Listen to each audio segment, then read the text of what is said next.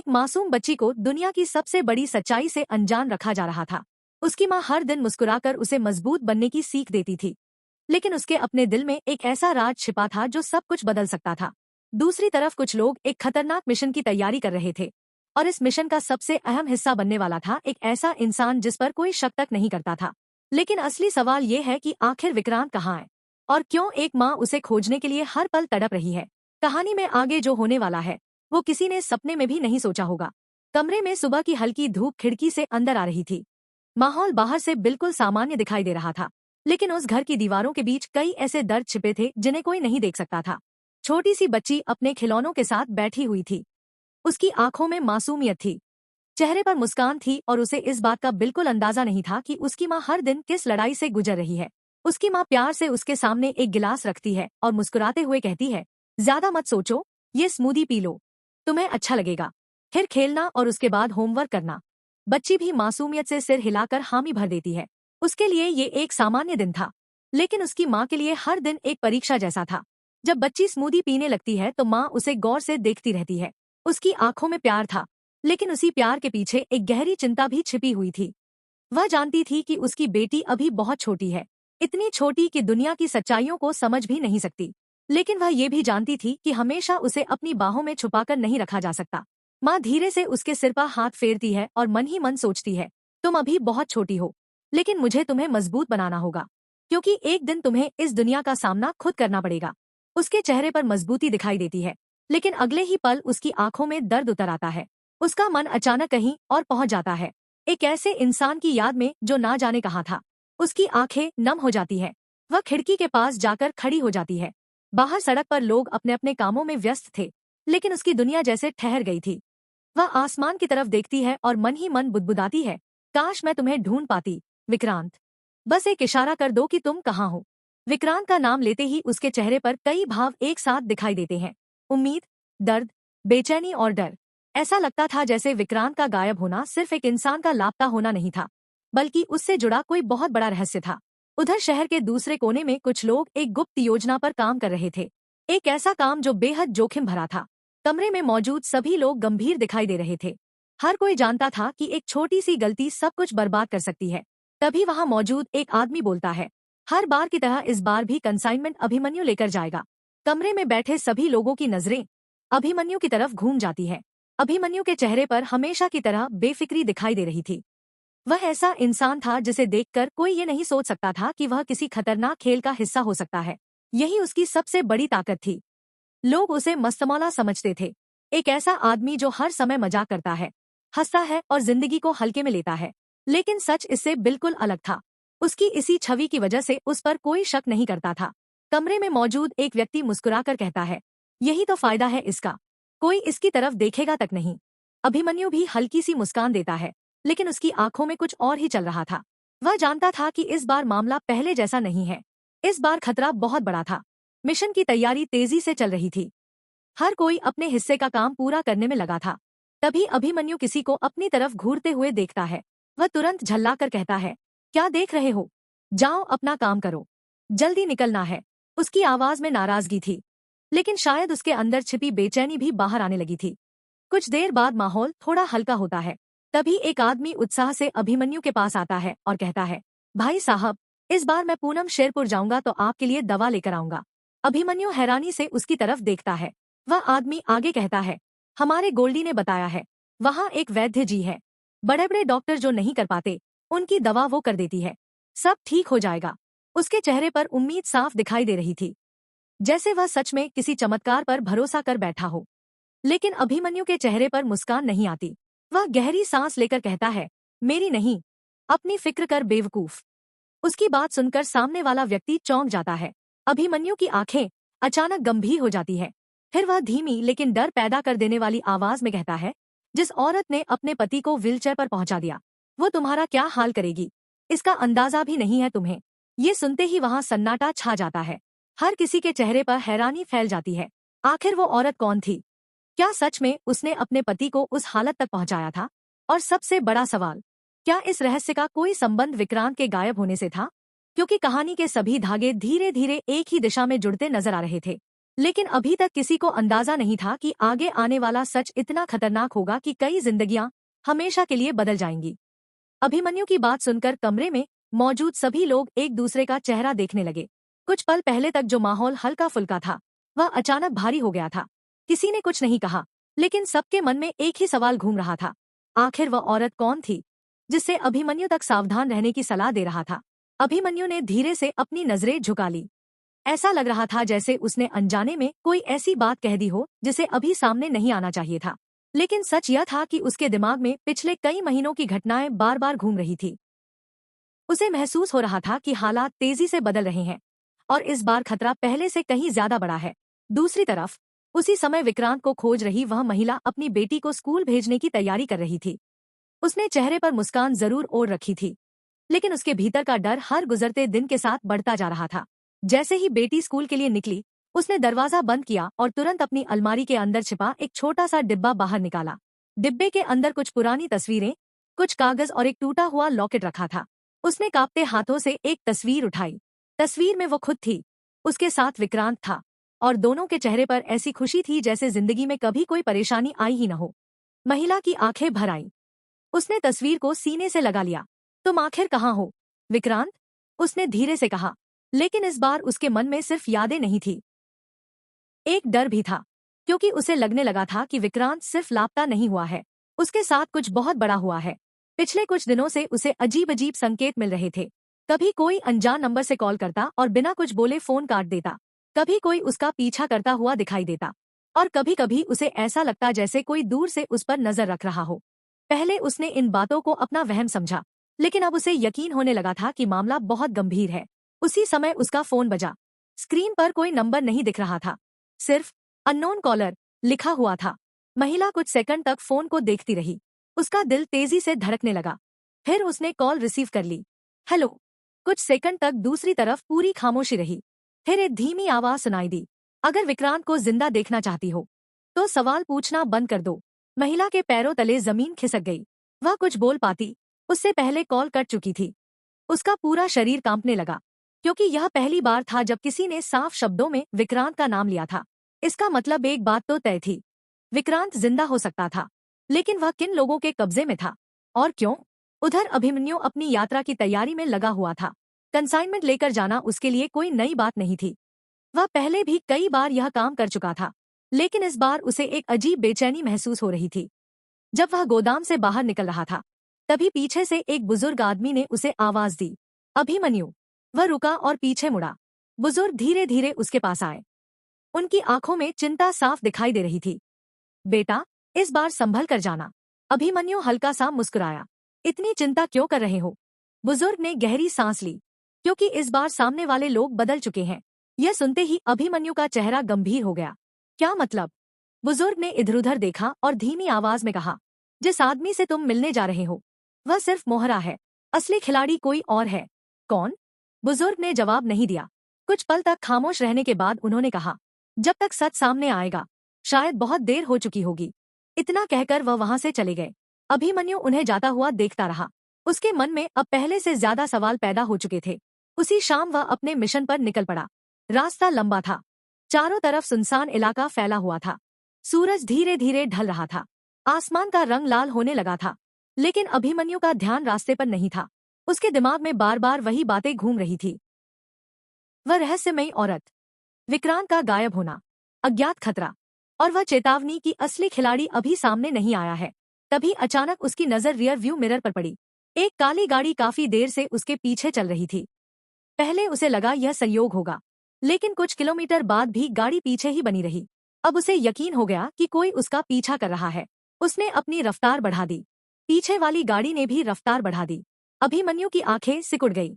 अब खेल शुरू हो चुका था। सड़क लगभग खाली थी, दूर दूर तक कोई दिखाई नहीं दे रहा था। अचानक पीछे वाली गाड़ी ने उसकी गाड़ी को ओवरटेक करने की कोशिश की। अभिमन्यु तुरंत सतर्क हो गया। उसने गाड़ी को नियंत्रित रखा, लेकिन अगले ही पल सामने से एक ट्रक तेजी से आता दिखाई दिया। स्थिति बेहद खतरनाक हो चुकी थी। अगर उसने एक छोटी सी गलती की तो सब खत्म हो सकता था। उसने तेजी से गाड़ी मोड़ी। टायरों की तेज आवाज सड़क पर गूंज उठी। कुछ सेकंड के लिए ऐसा लगा जैसे उसकी गाड़ी पलट जाएगी, लेकिन किसी तरह उसने नियंत्रण बना लिया। जब उसने फिर पीछे देखा तो काली गाड़ी गायब थी, जैसे वह कभी वहां थी ही नहीं। अभिमन्यु का दिल तेजी से धड़क रहा था, लेकिन उसके मन में अब एक बात बिल्कुल साफ हो चुकी थी। कोई उसे डराना नहीं चाहता था, कोई उसे रास्ते से हटाना चाहता था, और इसका मतलब था कि वह अनजाने में किसी बहुत बड़े रहस्य के करीब पहुंच चुका है।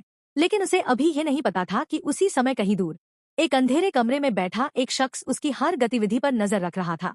उस आदमी के सामने कई स्क्रीन लगी हुई थी। एक स्क्रीन पर अभिमन्यु दिखाई दे रहा था, दूसरी स्क्रीन पर विक्रांत, और तीसरी स्क्रीन पर वह महिला जो अपने पति को खोजने के लिए हर खतरा उठाने को तैयार थी। रहस्यमयी आदमी के चेहरे पर धीमी मुस्कान आई। फिर उसने कहा, खेल आखिरकार शुरू हो चुका है। और अगले ही पल उसने एक ऐसा आदेश दिया जिससे तीनों की जिंदगी हमेशा के लिए बदलने वाली थी। अंधेरे कमरे में बैठे उस रहस्यमयी आदमी का आदेश सुनते ही वहां मौजूद लोग तुरंत हरकत में आ गए। किसी ने फोन उठाया, किसी ने कंप्यूटर स्क्रीन पर कुछ फाइलें खोली, और किसी ने नक्शों पर निशान लगाने शुरू कर दिए। ऐसा लग रहा था जैसे महीनों से जिस योजना की तैयारी की जा रही थी, उसका सबसे महत्वपूर्ण चरण अब शुरू होने वाला था। वह आदमी अपनी कुर्सी पर पीछे झुक गया और स्क्रीन पर नजरें टिकाए रहा। उसकी आंखों में आत्मविश्वास था। उसे यकीन था कि इस खेल के सारे मोहरे उसकी पकड़ में हैं। लेकिन वह एक बात भूल रहा था, जब इंसान अपने आप को सबसे ज्यादा ताकतवर समझने लगता है, तभी उसकी सबसे बड़ी गलती होती है। उधर अभिमन्यु अभी भी सड़क किनारे खड़ा था। कुछ मिनट पहले जो हुआ था, उसने उसे पूरी तरह सतर्क कर दिया था। वह जान चुका था कि उसका पीछा किया जा रहा है और यह कोई साधारण मामला नहीं है। उसने जेब से फोन निकाला और एक नंबर डायल किया। फोन की दूसरी तरफ से आवाज आई, हाँ बोलो। अभिमन्यु ने धीमी आवाज में कहा, मुझे लगता है हम पर नजर रखी जा रही है। कुछ पल की खामोशी के बाद जवाब आया, अब जाकर तुम्हें एहसास हुआ। अभिमन्यु चौंक गया। मतलब यह कि पिछले कई दिनों से कोई सिर्फ तुम्हारा ही नहीं, हम सबका पीछा कर रहा है। यह सुनकर अभिमन्यु के चेहरे का रंग बदल गया। तुमने पहले बताया क्यों नहीं? दूसरी तरफ से जवाब आया, क्योंकि हमें खुद नहीं पता था कि दुश्मन कौन है। कॉल कट गया, लेकिन अब अभिमन्यु के दिमाग में और भी ज्यादा सवाल पैदा हो चुके थे। वह वापस गाड़ी में बैठा और अपनी मंजिल की तरफ बढ़ गया। उधर विक्रांत की पत्नी उस रहस्यमय कॉल के बाद पूरी तरह बेचैन हो चुकी थी। उसके मन में एक ही बात घूम रही थी, अगर किसी को विक्रांत के बारे में पता है तो वह आखिर कौन है? उसने फैसला किया कि अब वह डरकर नहीं बैठेगी। वह सीधे उस पुराने पते पर पहुंची जहां विक्रांत आखिरी बार गया था। वह जगह शहर के बाहरी इलाके में थी। चारों तरफ वीरानी फैली हुई थी। पुराने गोदाम, टूटी हुई दीवारें और सुनसान सड़कें उस जगह को और भी डरावना बना रही थी। महिला धीरे धीरे आगे बढ़ी। उसका दिल जोर जोर से धड़क रहा था। अचानक उसकी नजर जमीन पर पड़ी। वह वहीं रुक गई। धूल के बीच कुछ चमक रहा था। उसने झुककर उसे उठाया। जैसे ही उसने वह चीज हाथ में ली, उसकी आंखें फैल गई। वह विक्रांत की घड़ी थी, वही घड़ी जो वह हमेशा पहना करता था। महिला की सांसें तेज हो गई। इसका मतलब साफ था, विक्रांत सचमुच यहाँ आया था। लेकिन उसके बाद क्या हुआ? तभी पीछे से किसी के कदमों की आवाज सुनाई दी। महिला तेजी से पलटी, लेकिन वहां कोई नहीं था, सिर्फ हवा चल रही थी। फिर एक बार वही आवाज आई, इस बार पहले से ज्यादा साफ, जैसे कोई छिपकर उसे देख रहा हो। महिला ने डरते हुए चारों तरफ नजर दौड़ाई। उसी समय गोदाम के अंदर से किसी चीज के गिरने की आवाज आई। धड़ाम। पूरा माहौल सन्नाटे में डूब गया। कुछ पल तक वह वहीं खड़ी रही। फिर उसने हिम्मत जुटाई और गोदाम के अंदर चली गई। अंदर अंधेरा था, हर तरफ धूल जमी हुई थी, टूटी हुई लकड़ियां और जंग लगे लोहे पड़े हुए थे। लेकिन तभी उसकी नजर दीवार पर पड़ी। दीवार पर किसी ने लाल रंग से एक निशान बनाया हुआ था और उसके नीचे सिर्फ एक शब्द लिखा था, भागो। महिला के शरीर में सिहरन दौड़ गई। ये चेतावनी किसने लिखी थी? विक्रांत ने या किसी और ने? वह इस बारे में सोच ही रही थी कि अचानक पीछे से किसी ने उसका मुंह दबा लिया। महिला चीख भी नहीं पाई। उसकी आंखें डर से फैल गई। लेकिन अगले ही पल एक फुसफुसाती हुई आवाज उसके कानों में पड़ी, अगर जिंदा रहना चाहती हो तो अभी यहाँ से निकल जाओ। महिला ने उस आदमी का चेहरा देखने की कोशिश की, लेकिन वह पूरी तरह नकाब में था।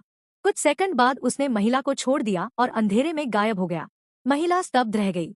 उसे समझ नहीं आ रहा था कि अभी क्या हुआ। लेकिन एक बात साफ थी, कोई उसे बचाने की कोशिश भी कर रहा था और कोई उसे खत्म करने की। उधर अभिमन्यु आखिरकार अपनी मंजिल तक पहुंच चुका था।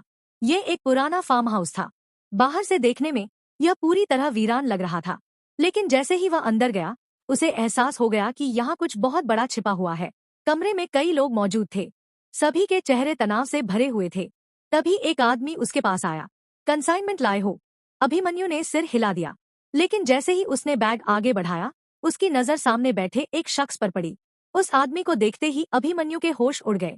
उसने उसे पहले भी कहीं देखा था, बहुत साल पहले, और उसी पल उसके दिमाग में एक पुरानी याद बिजली की तरह कौंध गई। वह चेहरा विक्रांत से जुड़ा हुआ था। अभिमन्यु समझ चुका था कि वह आखिर किस खेल में फंस चुका है, लेकिन इससे पहले कि वह कुछ बोल पाता, कमरे का दरवाजा अचानक बंद हो गया। धड़ाम। सभी लोग चौंक गए। अगले ही पल बाहर से गोलियों की आवाज गूंजने लगी। ठाए ठाए ठाए। पूरा फार्म हाउस हिल उठा। लोग इधर उधर भागने लगे। चीख पुकार मच गई। अभिमन्यु तुरंत जमीन पर झुक गया। उसे समझ आ गया कि हमला हो चुका है, लेकिन हमला किसने किया था? पुलिस ने, दुश्मनों ने, या फिर उसी रहस्यमयी आदमी ने जो पर्दे के पीछे बैठकर सबको चला रहा था? अराजकता के बीच अभिमन्यु की नजर फिर उस आदमी पर गई जिसे देखकर वह चौंका था। लेकिन इस बार वह कुर्सी पर नहीं था। वह गायब हो चुका था, जैसे वह कभी वहां था ही नहीं। अभिमन्यु के मन में खतरे की घंटी बज उठी, क्योंकि अब उसे एहसास हो रहा था कि असली खेल कंसाइनमेंट का नहीं था। असली खेल विक्रांत का था, और जितना वह सच के करीब पहुंच रहा था, उतना ही मौत उसके करीब आती जा रही थी। उसे बिल्कुल अंदाजा नहीं था कि अगले कुछ घंटों में जो खुलासा होने वाला है, वह न सिर्फ विक्रांत की गुमशुदगी का राज खोलेगा, बल्कि यह भी बताएगा कि इस पूरे खेल का मास्टरमाइंड आखिर कौन है। फार्म हाउस के बाहर गोलियों की आवाज लगातार गूंज रही थी। चारों तरफ अफरा तफरी मची हुई थी। कुछ लोग अपनी जान बचाने के लिए भाग रहे थे, तो कुछ जवाबी हमला करने की कोशिश कर रहे थे। लेकिन इस पूरे हंगामे के बीच अभिमन्यु के दिमाग में सिर्फ एक ही बात घूम रही थी। वह आदमी आखिर था कौन, जिसे देखते ही उसे विक्रांत की याद आ गई थी। अभिमन्यु दीवार की आड़ लेकर धीरे धीरे आगे बढ़ा।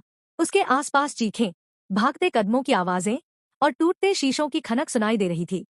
लेकिन उसकी नजर सिर्फ उस रहस्यमयी शख्स को खोज रही थी जो कुछ सेकंड पहले उसकी आंखों के सामने था और अब अचानक गायब हो चुका था। तभी उसे फार्म हाउस के पिछले हिस्से की तरफ एक दरवाजा आधा खुला दिखाई दिया। अभिमन्यु तुरंत उधर बढ़ा। जैसे ही उसने दरवाजा खोला, उसके सामने एक लंबा अंधेरा गलियारा दिखाई दिया। यह देखकर वह चौंक गया। बाहर से साधारण दिखने वाले उस फार्म हाउस के नीचे एक गुप्त रास्ता बना हुआ था। उसने सावधानी से कदम आगे बढ़ाए। गलियारे के आखिर में हल्की रोशनी दिखाई दे रही थी। जैसे जैसे वह करीब पहुंचा, उसे लोगों की आवाजें सुनाई देने लगी। वह धीरे से दीवार के पास छिप गया और अंदर झांका। कमरे के अंदर कई स्क्रीन लगी हुई थी। नक्शे, फाइलें और दर्जनों मॉनिटर लगातार चल रहे थे, और उन स्क्रीन पर जिन लोगों की तस्वीरें दिखाई दे रही थी, उन्हें देखकर अभिमन्यु का खून जम गया। एक स्क्रीन पर वह खुद था, दूसरी पर विक्रांत की पत्नी, और तीसरी स्क्रीन पर विक्रांत। अभिमन्यु की सांसें रुक गई। विक्रांत जिंदा था, लेकिन उसकी हालत बहुत खराब दिखाई दे रही थी। वह किसी अज्ञात जगह पर कैद था। उसके हाथ बंधे हुए थे और चेहरे पर चोटों के निशान साफ नजर आ रहे थे। अभिमन्यु कुछ समझ पाता उससे पहले कमरे के अंदर से एक जानी पहचानी आवाज सुनाई दी। मैं जानता था कि तुम यहाँ तक पहुंच जाओगे। अभिमन्यु ने तुरंत पीछे देखा, और जो चेहरा उसके सामने था, उसे देखकर उसके पैरों तले जमीन खिसक गई। वह कोई दुश्मन नहीं था, वह कोई अजनबी नहीं था। वह वही इंसान था जिस पर सबसे कम शक किया जा सकता था। वह व्यक्ति सालों से सबके बीच रह रहा था, सबका भरोसा जीत चुका था, लेकिन असलियत में वही इस पूरे खेल का मास्टरमाइंड था। अभिमन्यु अविश्वास से उसे देखता रह गया। तुम? उस आदमी के चेहरे पर हल्की मुस्कान आ गई। हाँ, मैं। कुछ पल तक कमरे में सन्नाटा छाया रहा। फिर उसने धीरे धीरे सारी सच्चाई बतानी शुरू की। वर्षों पहले विक्रांत को एक ऐसे राज का पता चल गया था जो कई प्रभावशाली लोगों को बर्बाद कर सकता था। विक्रांत ने सच सामने लाने की कोशिश की, लेकिन यही उसकी सबसे बड़ी गलती बन गई। उसे रास्ते से हटाने का फैसला कर लिया गया। पहले उसकी छवि खराब की गई, फिर उसके करीबियों को उससे दूर किया गया, और आखिर में उसे गायब कर दिया गया। लेकिन उसे मारा नहीं गया, क्योंकि उसके पास कुछ ऐसी जानकारी थी जिसकी जरूरत अभी भी कुछ लोगों को थी। अभिमन्यु स्तब्ध खड़ा सुनता रहा। अब सारी कड़ियां जुड़ने लगी थी। रहस्यमयी कॉल, पीछा करने वाली गाड़ी, गोदाम की चेतावनी, हर घटना किसी न किसी तरह इसी साजिश से जुड़ी हुई थी। उधर उसी समय विक्रांत की पत्नी भी एक और सुराग के सहारे उसी फार्म हाउस तक पहुंच चुकी थी। उसे नहीं पता था कि अंदर क्या चल रहा है, लेकिन उसका दिल बार बार कह रहा था कि आज उसे अपने सारे सवालों के जवाब मिलने वाले हैं। जैसे ही वह अंदर दाखिल हुई, उसकी नजर सीधे स्क्रीन पर पड़ी, और अगले ही पल उसकी आंखों से आंसू बहने लगे। स्क्रीन पर विक्रांत था, जिंदा। इतने महीनों बाद पहली बार उसने अपने पति को देखा था। उसके होंठ कांपने लगे। विक्रांत। कमरे में मौजूद सभी लोग उसकी तरफ देखने लगे। मास्टरमाइंड के चेहरे की मुस्कान धीरे धीरे गायब होने लगी, क्योंकि अब हालात उसके नियंत्रण से बाहर निकलने लगे थे। अभिमन्यु ने मौका देखकर उसके हाथ से हथियार छीन लिया। दोनों के बीच संघर्ष शुरू हो गया। कमरे में अफरा तफरी मच गई, मॉनिटर टूटने लगे, फाइलें बिखर गई और इसी धक्का-मुक्की के दौरान एक महत्वपूर्ण हार्ड ड्राइव जमीन पर गिर गई। अभिमन्यु की नजर उस पर पड़ी। उसे तुरंत एहसास हो गया कि इस ड्राइव में पूरे षड्यंत्र का सबूत मौजूद है। उसने तेजी से उसे उठा लिया। मास्टरमाइंड चीखा, उसे रोको, लेकिन अब बहुत देर हो चुकी थी। बाहर सुरक्षा बल भी पहुंच चुके थे। फार्म हाउस चारों तरफ से घिर चुका था। भागने के सारे रास्ते बंद हो गए थे। कुछ ही मिनटों में पूरे नेटवर्क का पर्दाफाश हो गया। वर्षों से छिपे हुए राज एक एक करके सामने आने लगे। कई बड़े नाम बेनकाब हो गए और वह आदमी जो खुद को सबसे चालाक समझता था आखिरकार कानून के शिकंजे में आ गया। लेकिन कहानी का सबसे भावुक पल अभी बाकी था। कुछ दिनों बाद एक सुरक्षित स्थान पर विक्रांत को लाया गया। उसकी हालत कमजोर थी, लेकिन वह जिंदा था। कमरे का दरवाजा खुला। सामने उसकी पत्नी खड़ी थी। दोनों की आंखें भर आई। कई महीनों का दर्द, इंतजार, डर और उम्मीद उस एक पल में जैसे आंखों से बह निकले।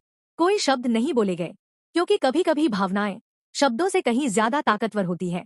कुछ सेकंड बाद उनकी बेटी दौड़ती हुई अंदर आई। पापा। विक्रांत घुटनों के बल बैठ गया। बेटी उसके गले से लिपट गई। उस पल पूरे परिवार की अधूरी कहानी पूरी हो गई। जिस बच्ची को उसकी मां मजबूत बनाना चाहती थी, उसे आखिरकार उसका पिता वापस मिल गया।